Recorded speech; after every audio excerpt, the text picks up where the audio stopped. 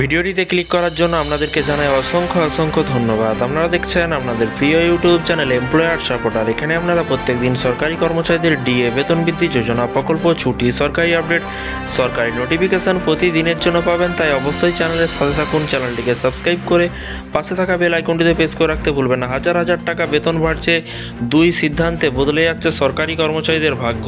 তো কোন দুটি সিদ্ধান্ত? ভোটের পর সরকারি কর্মচারীদের জন্য সুখবর আসতে চলেছে। এমনিতেই গত জানুয়ারি মাসে 4% ডিএ বাড়িয়েছে সরকার। এখন তারা 50% হারে মহার্ঘ ভাতা পেয়ে থাকেন। তবে নির্বাচনের পরে সরকার ফের সরকারি কর্মচারীদের মুখে হাসি ফোটানোর মতো খবর দিতে চলেছে। লোকসভা নির্বাচনের শেষ হবে কিন্তু 4 জুন। জুনের 4 তারিখ কিন্তু লোকসভা ভোট শেষ হতে চলেছে। এরই পাশাপাশি দেখুন তারপরেই কিন্তু এই সিদ্ধান্ত নিতে পারে সরকার। একাধিক সংবাদ এই প্রতিবেদনে প্রকাশ করা হয়েছে। প্রতিবেদনে প্রকাশে এখন 50% হারে ডিএ পেয়ে থাকেন সরকারি কর্মচারীরা। তবে ভোট পর্ব মিটে গেলেও কিন্তু নতুন সরকার গঠন হবে। তারা কেন্দ্রীয় সরকারি কর্মচারীদের জন্য হাজার হাজার টাকাও কিন্তু বেতন বাড়াতে পারে, এরকমটাই কিন্তু মনে করা হচ্ছে। আসলে Indian railway technical supervisor association কর্মচারীদের জন্য 8ম বেতন কমিশন গঠনের দাবি সব মন্ত্রকে একটি চিঠি লিখেছে। সংগঠনের দাবি সরকারের হাতে কিন্তু অনেক সময় রয়েছে, নির্বাচনের পরে কিন্তু এই বিষয়ে বড়সড় সিদ্ধান্ত নেওয়া হতে পারে।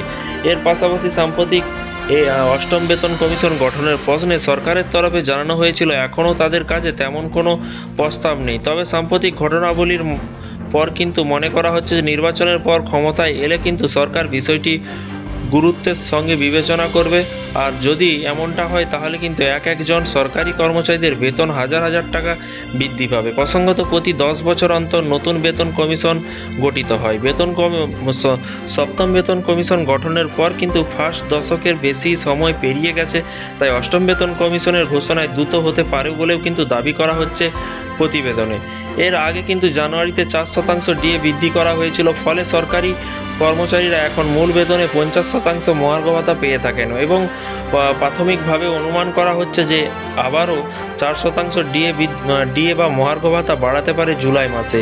এই সিদ্ধান্ত কার্যকর হতে পারে। সেক্ষেত্রে সরকারি কর্মচারীদের ডিএ 54% পৌঁছে যাবে বলে এরকমটাই কিন্তু মনে করা হচ্ছে। তো ফ্রেন্ডস, বিষয়টি বুঝতে পারলেন। এই ছিল আজকে একটি ছোট্ট আপডেট।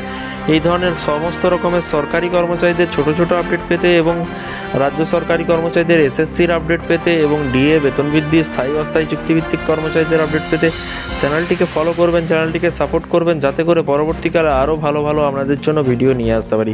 আপনাদের মতামত নিচে কমেন্ট বক্সে কমেন্ট করে জানাবেন। ভালো থাকবেন, সুস্থ থাকবেন এবং নিজের খেয়াল রাখবেন। Thank you.